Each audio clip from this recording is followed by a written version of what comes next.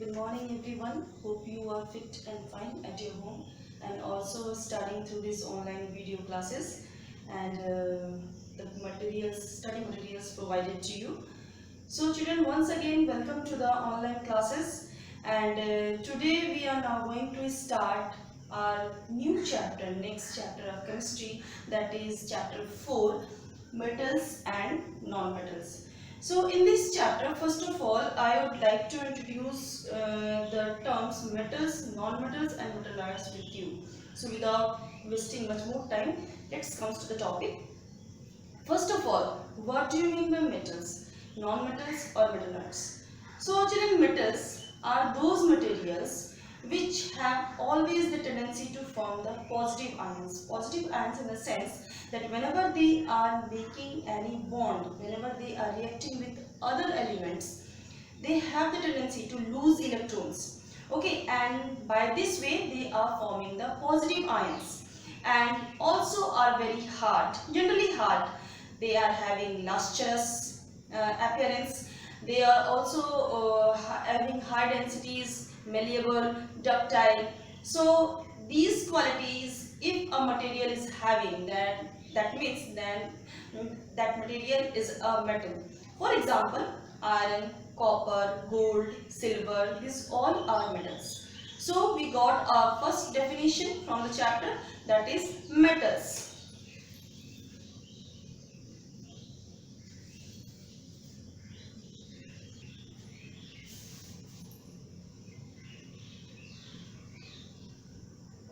Those materials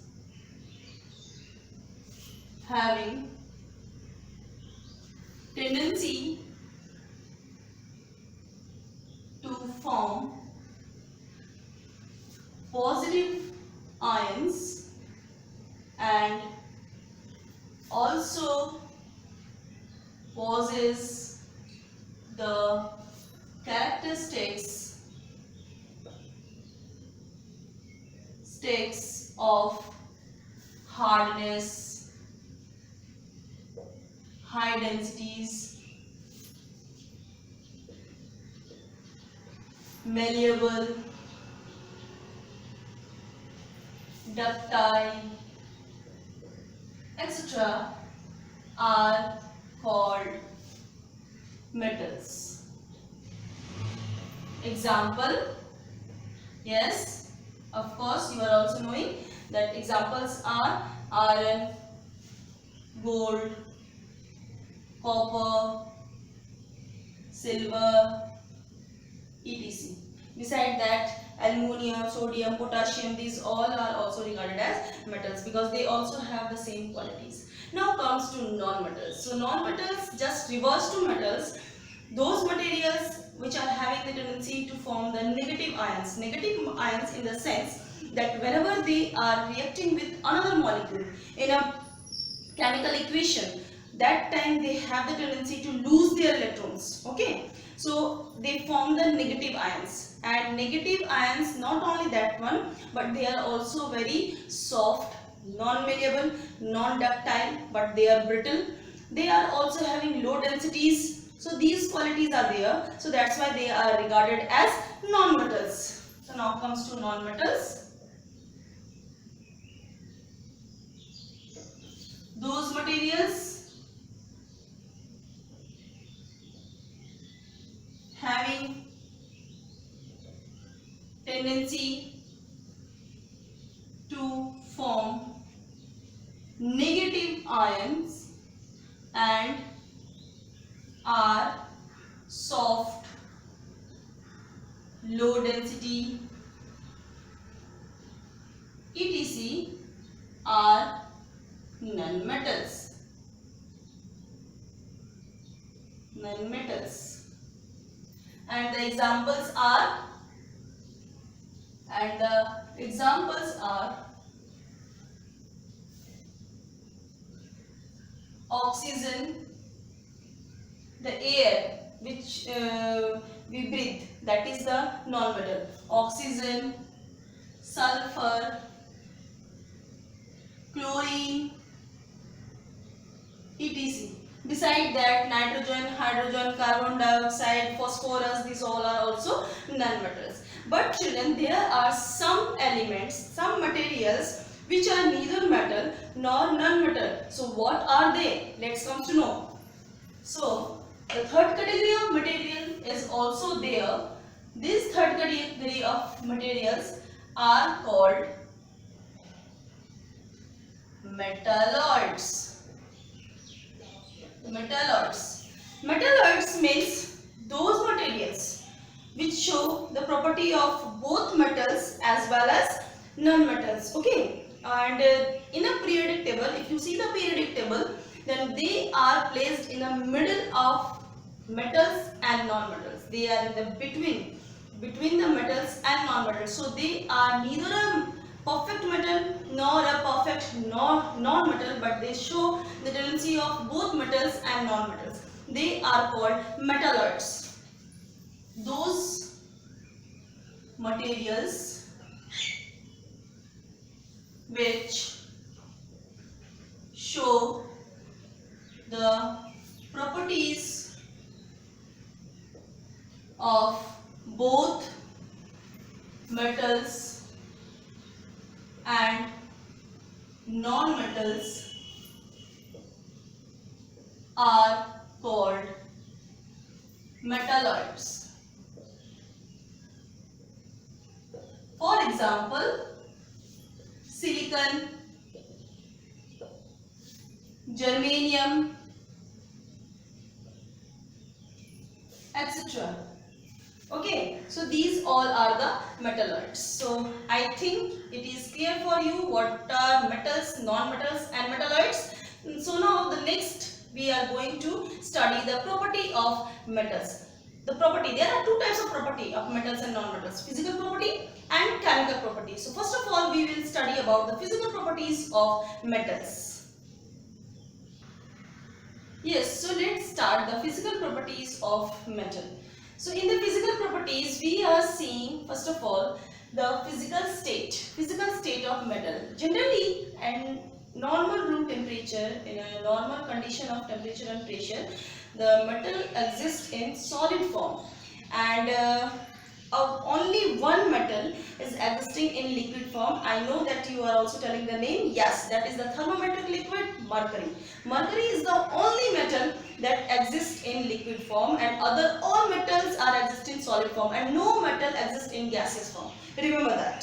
So metals in normal condition of temperature and pressure, they exist in solid form, and only one metal, that is mercury, exists in liquid form in normal room temperature. So physical state is over. Now comes to color. Generally the metals are having grey silver color. Either they are having grey color, or maybe they are having silver color, or maybe the mixture of grey silver color. But the exception is gold, which is having golden yellow color, and copper, which is having brown color, reddish brown color. So here I am writing here the physical state, mercury is the exception,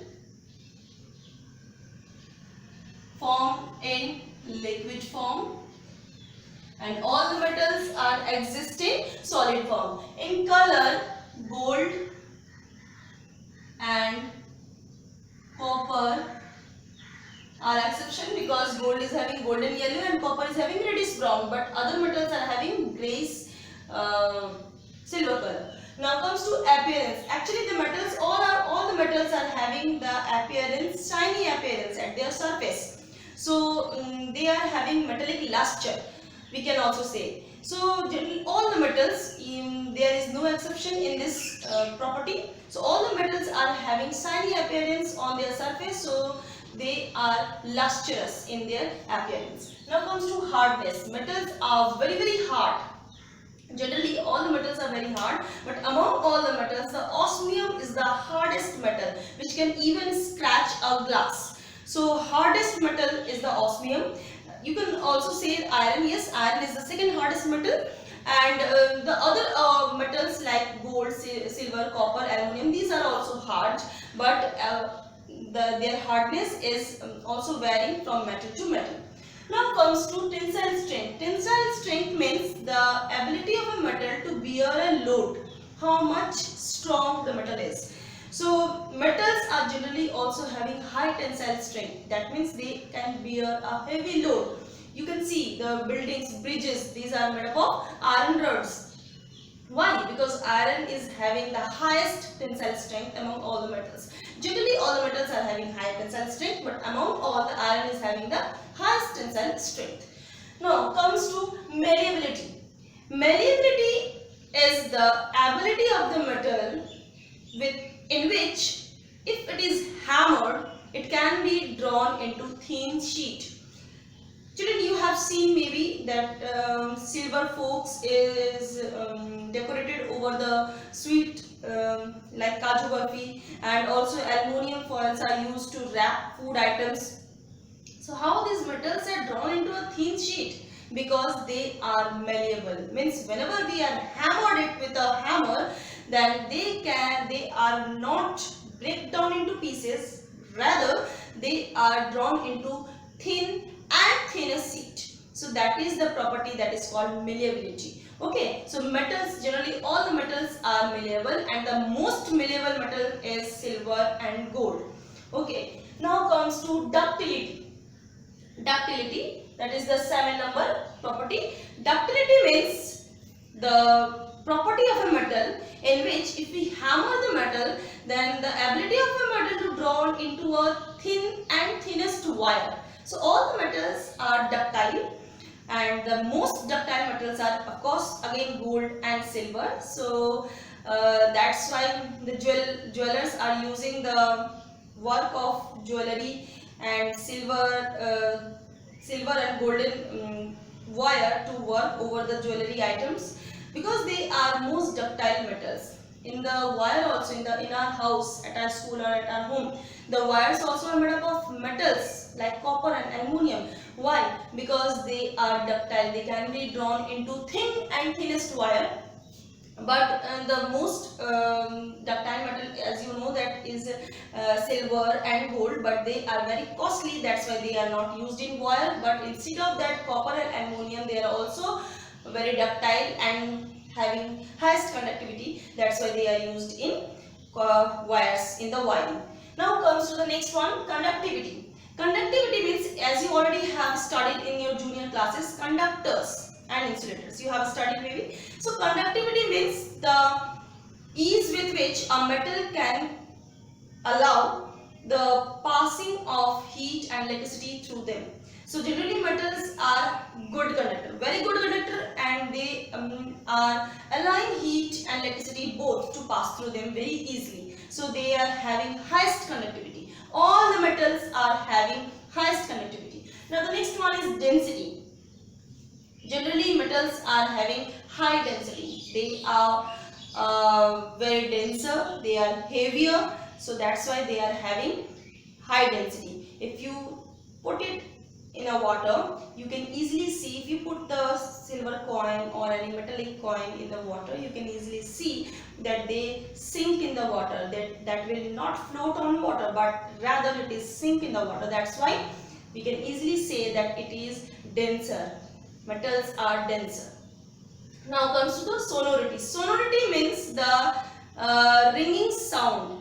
Whenever we strike the surface of the metal, if it produces a ringing sound, then the metal is sonority, and almost all the metals are sonorous. That's why iron bells are used in temples, and the iron strings are used in guitar and sitar, because they are sonorous. Now come to melting and boiling points. Generally metals are having high melting and boiling points. Exception is also there. Exception is sodium and potassium. Here, exception, sodium and potassium. Here I am writing the symbol only, Na and K. So Na for sodium and K for potassium. So they are not having high melting and boiling points. Here also hardness also. All the metals are generally hard, but sodium and potassium are very soft. They can be easily cut with a knife. So here also the exception is sodium and potassium. So children, I think you all have better understand the physical properties of metals. So this is enough for today, and in the next class we will start the physical properties of non-metals. Have a nice day.